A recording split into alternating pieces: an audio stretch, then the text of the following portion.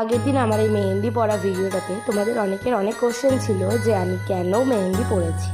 তো চলো আজ তোমাদের সঙ্গে ক্লিয়ার করি আমার মেহেন্দি পরার কারণ।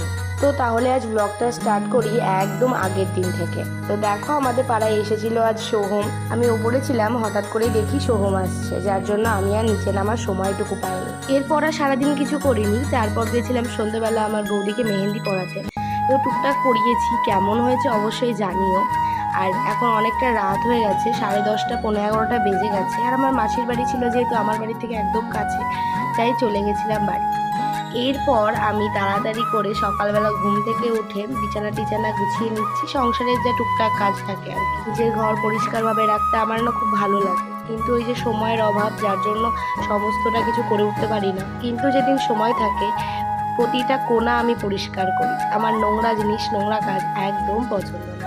তাই আমার ঘরের আজকে একটু সময় ছিল, যার জন্য খাটের তলা, সোফার নিচটা সমস্তটা আমি পরিষ্কার করে নিচ্ছি। আচ্ছা, আমি কি এখন থেকে ডেলি ব্লগ দেওয়া স্টার্ট করব? তোমরা কিন্তু অবশ্যই কমেন্ট করে জানিও।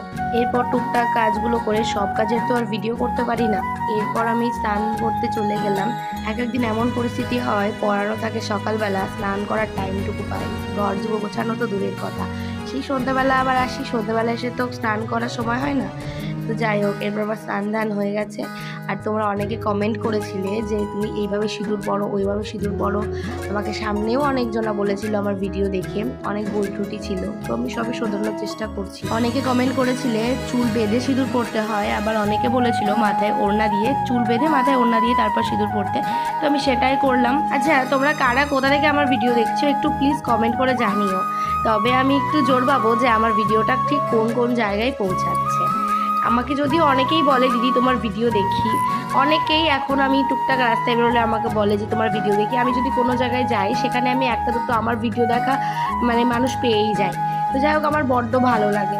তো এখন স্নান দান করে তারপরে দুয়ারে জলগুলো দিয়ে দিচ্ছি। বিয়ের আগে ঘুম থেকে উঠে 5 মিনিটের মধ্যে রেডি হয়ে যেতাম পড়াতে, আর এখন পড়াতে যাওয়ার আগে কত কাজ সেরে তারপর পড়াতে যেতে হয়। যদিও বা আমি নিজের টুকুই করি, এবার এই নিজের টুকুই করতে অনেকটা সময় লেগে যায়। আমি স্নান দান করে এসে আগে তাড়াতাড়ি করে পড়াতে চলে যেতাম, কোনো রকমের মাথাটা আঁচড়িয়ে। এখন তো আর সেটা হয় না। এখন সিঁদুর পরে মাথা ভালো করে আঁচড়িয়ে ঘর ঝাড় দিয়ে অনেক রকম অনেক নিয়ম থাকে, যেটাই হওয়াটাই স্বাভাবিক। আর এই দায়িত্বগুলো নিতেই আমার বড্ড ভালো লাগে। আমার খুবই ভালো লাগে এই টুকটাক কাজগুলো করতে, কারণ বিয়ের পর একটা বউ হিসাবে যে এই দায়িত্বটা কিন্তু অনেকটা বেড়ে যায়। আর এই সকালবেলা উঠে সারা বাড়িতে ধূপ ঘোরালে না মনটাও খুব ভালো থাকে, ওর গন্ধে একটা পজিটিভ ভাইব পাওয়া যায়। যদিও আমি এখনো পর্যন্ত সকাল সকাল ঘুম থেকে উঠতে পারি না,